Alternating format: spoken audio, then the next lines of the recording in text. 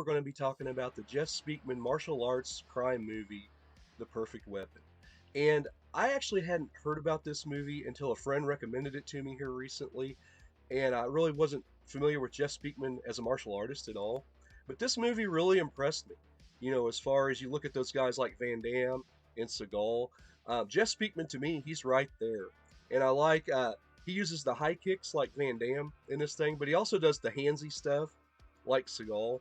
And so, I don't understand. I mean, I kind of do. Charisma wise, he's not there as far as like Van Damme or who I think has a lot more charisma than Steven Seagal has. But we'll get into that. Real briefly, the plot of this movie, you've basically got Jeff Speakman. It shows him when he was a kid and he was really troubled. And so this family friend, played by Mako, actually gets him into Kempo karate school. He learns to channel his aggression. And later on, he goes to meet Kim, and you've got the Korean Mafia coming in, and they're trying to get in on his business and get him to sell, their dope, and he won't do it.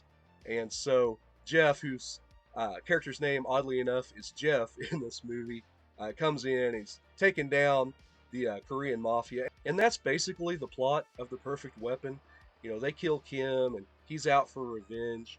I didn't realize going into this movie what great actors there were. Jeff Speakman is okay for what he is, but you've got Mako, of course, who's been in all kinds of things, including the narrator and the wizard in Conan the Barbarian.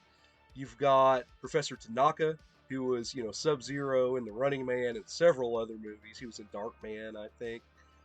Shang Tsung, Kerry Tagawa, is in this movie. There's just so many great actors in this. I can't believe I hadn't heard of it. There's just enough plot in this movie to keep it going. Earlier in the movie, it's shown where Jeff's brother Adam, played by John Dye, who he kind of reminds me of like James Spader mixed with Kyle MacLachlan from Twin Peaks or The Hidden.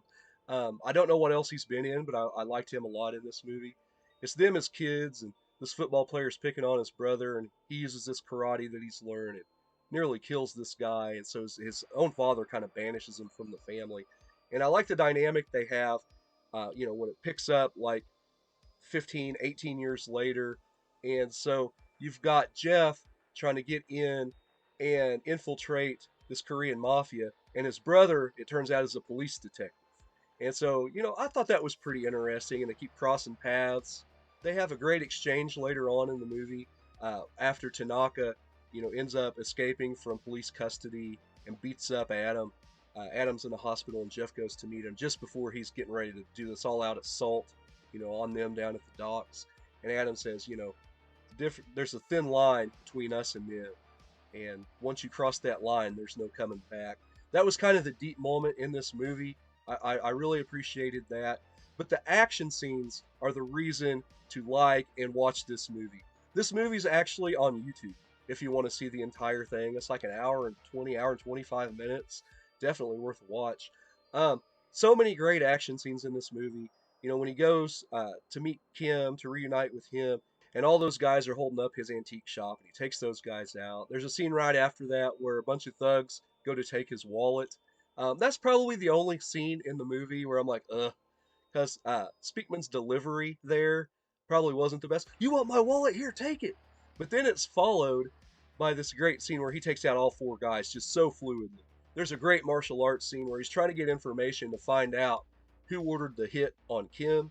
And so he goes to this dojo where these Korean guys are sparring. And a lot of these guys in this movie, I said it for Showdown in Little Tokyo, and I'll say it for this one. A lot of these guys are the same guys you saw in a lot of these 80s movies like Big Trouble in Little China, on that backlot set where they're getting ready to have the funeral procession and they have that fight. A couple of these guys in this fight he ends up taking on three guys for information. And one thing I like about Jeff Speakman, Van Damme, he'll get hit in his movies. Steven Seagal in a lot of his movies, he doesn't get hit once, or maybe he'll get hit once because he tells the guy to hit him. Jeff Speakman actually has a hard time with these three guys there at first. He takes some kicks and some punches, and they're taking cheap shots at him. But I did like him, and I like the sound design in this movie. Man, when he's punching these guys, especially when he does that rapid-fire handsy stuff like Seagal, it sounds like somebody took a bass kick drum and they put a little more treble on it because man, it just sounds so impactful, and I really appreciated that.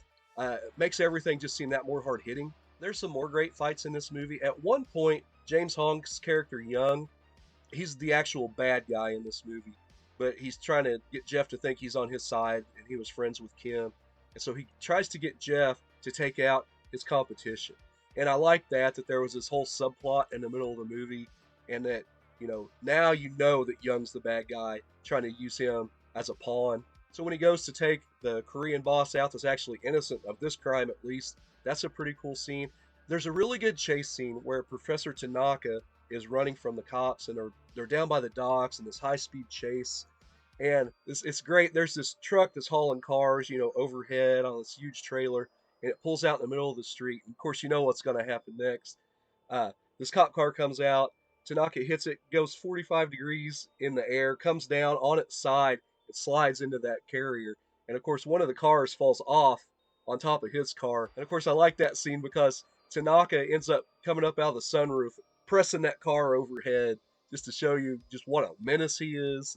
Of course, that's when he gets at him and they have that hospital scene. The main reason to watch this movie, though, is the fight at the end there at the warehouse down by the docks where he takes out Young, played by James Hong. And, they got all kinds of guys, all kinds of goons in this warehouse. And he drops in through the ceiling. He's taking everybody out, at first silently.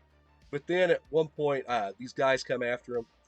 And this black guy has a knife, and his buddy has like a hook. And so he swings the knife at Speakman, who deflects it, and it goes into the guy's leg. And so the guy comes at him with the hook.